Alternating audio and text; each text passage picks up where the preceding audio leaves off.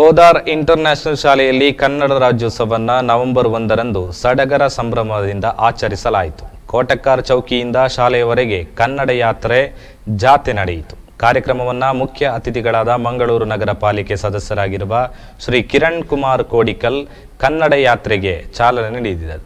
ಕನ್ನಡ ಯಾತ್ರೆಯಲ್ಲಿ ಕನ್ನಡ ಹಾಡು, ಕನ್ನಡ ನಾಡು, ನುಡಿ, ಭಾಷೆ, ಸಂಸ್ಕೃತಿಯನ್ನು ಬಿಂಬಿಸುವ ಸ್ತಬ್ಧ ಚಿತ್ರಗಳು ಎಲ್ಲರ ಕಣ್ಮನ ಸೆಳೆಯಿತು.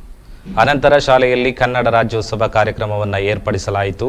ಉದ್ಘಾಟನೆಯ ಮೂಲಕ ಕಾರ್ಯಕ್ರಮ ಆರಂಭವಾಯಿತು. ವಿದ್ಯಾರ್ಥಿಗಳು ನೃತ್ಯ, ಹಾಡು, ಯಕ್ಷಗಾನ, ಜಾನಪದ ನೃತ್ಯ ಮುಂತಾದ ಕಾರ್ಯಕ್ರಮಗಳನ್ನು ನಡೆಸಿಕೊಟ್ಟರು.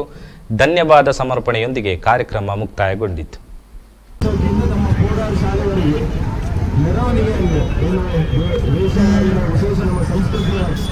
ನಮ್ಮ ಆಚಾರ ವಿಚಾರಗಳ ವೇಷಧಾರಣೆಯನ್ನು ಮಾಡಿ ಇಲ್ಲಿಂದ ಕೋಡಾರ್ ಶಾಲೆಯಲ್ಲಿ ಪುಟಾಣಿ ಮಕ್ಕಳೊಂದಿಗೆ ಮೆರವಣಿಗೆ ಮಾಡುತ್ತಿದ್ದಾರೆ.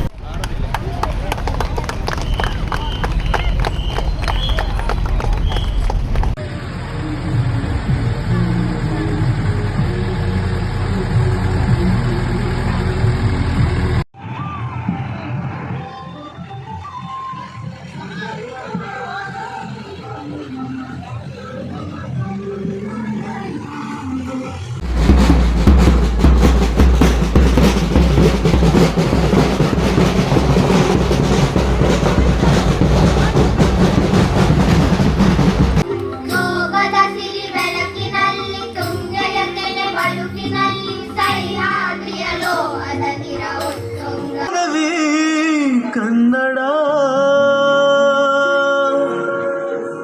ಕಸ್ತೂರಿ